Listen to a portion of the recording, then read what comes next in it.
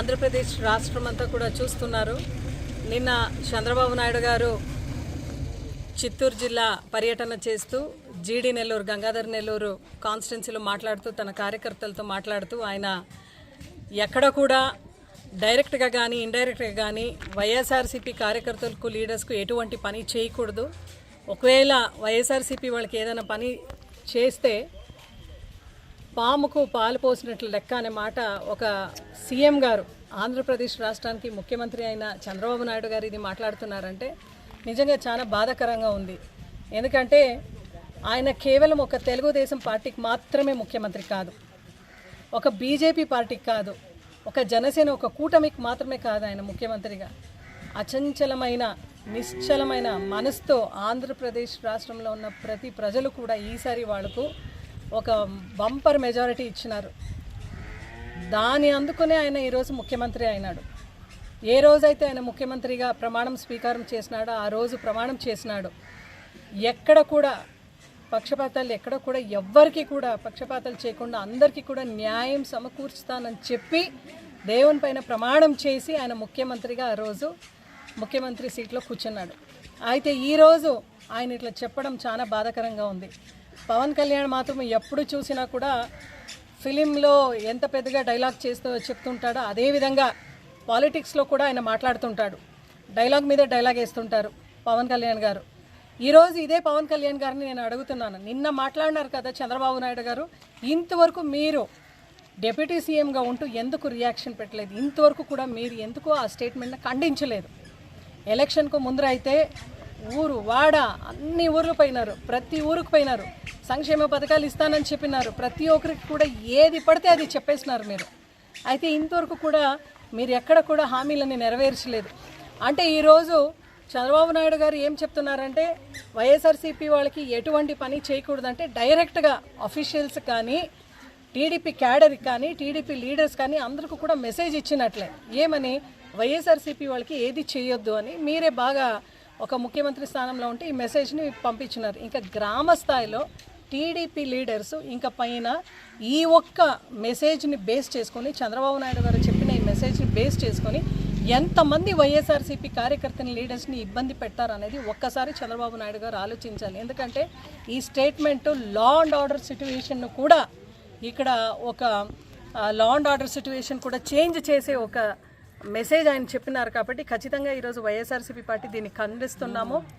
అంటే ఈరోజు చంద్రబాబు నాయుడు గారు ఈ మాట చెప్పినారంటే ఆయన మనసులో కూడా ఈ ఏదైతే సూపర్ 6 చెప్పినారో సంక్షేమ పథకాలు కూడా వైఎస్ఆర్సీపీ వాళ్ళకి అందకూడదు అనే మాట మాత్రం ఖచ్చితంగా రాబోయే రోజుల్లో చెబుతాడు ఆయన.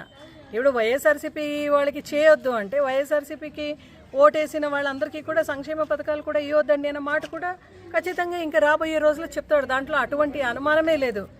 ఇదే మాటగాన జగన్మోహన్ రెడ్డి గారు ముఖ్యమంత్రిగా ఉన్నప్పుడు ఒక్క మాట ఈ మాట అన్నింటే నిజంగా కులం చూడకుండా మతం చూడకుండా పార్టీలు చూడకుండా కూడా ఆయన ప్రతి ఒక్కరికి కూడా సంక్షేమ పథకాలు ఇచ్చినారు. జగన్మోహన్ రెడ్డి గారు మేము క్యాబినెట్లో ఉన్నప్పుడు కూడా మంత్రులుగా ఉన్నప్పుడు కూడా ఒకే మాట చెప్పేవారు, రాజకీయం కేవలం మీరు ఎలక్షన్స్లో చేయండి, నేను అందరికీ ముఖ్యమంత్రిని, అందరికీ కూడా న్యాయం సమకూర్చాలని చెప్పి ప్రతి ఒక్క గ్రామంలో కూడా వాలంటీర్స్ పెట్టి తన మన అనేది కాకుండా వైసీపీ అని టీడీపీ అని కాంగ్రెస్ అని బీజేపీ అని కాకుండా అందరికీ కూడా సంక్షేమ పథకాలు ఇచ్చిన మహానుభావుడు మన జగన్మోహన్ రెడ్డి గారు. ఆయన గారు ఒక్క మాట చెప్పింటే ఇలాగా రాష్ట్రం ఆ రోజు ఏమయ్యేది అని కూడా ఒకసారి చంద్రబాబు నాయుడు గారు ఆలోచించండి. ఖచ్చితంగా ఈరోజు చంద్రబాబు నాయుడు గారు ప్రజలకు బేషరతుగా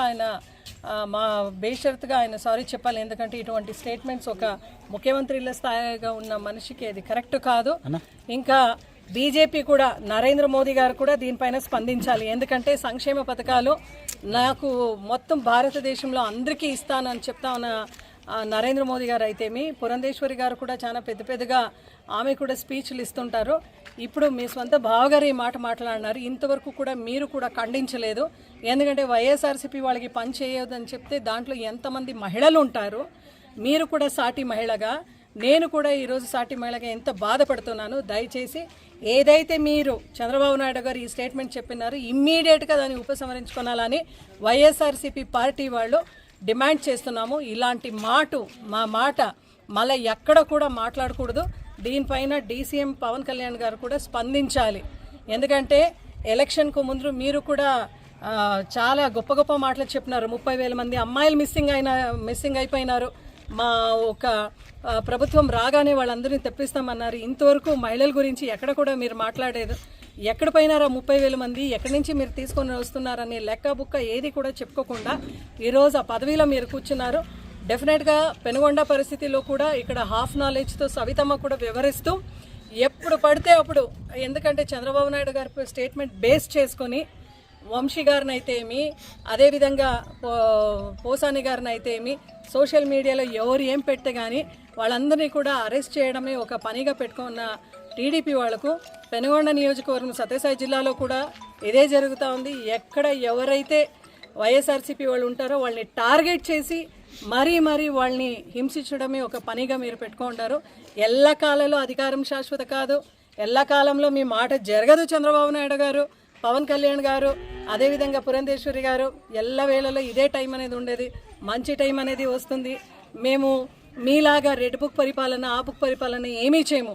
మంచి పరిపాలనే మనం అందిస్తాం. ఇప్పటికీ ప్రజలందరూ కూడా నిన్న ఏదైతే చంద్రబాబు నాయుడు గారు మాట చెప్పినారో వైఎస్ఆర్సీపీ వాళ్ళకి డైరెక్ట్ ఇండైరెక్ట్ ఏ పని చేయొద్దండి అని రాష్ట్ర ప్రజలందరికీ కూడా ఇంకా కూటమి ప్రభుత్వం వాళ్ళ బండారం అంతా బయటపడింది. ఇంకా రాబోయే రోజుల్లో మీకు ఉంటుంది సినిమా అనే మాట ప్రజలు కూడా మాట్లాడుతున్నారు.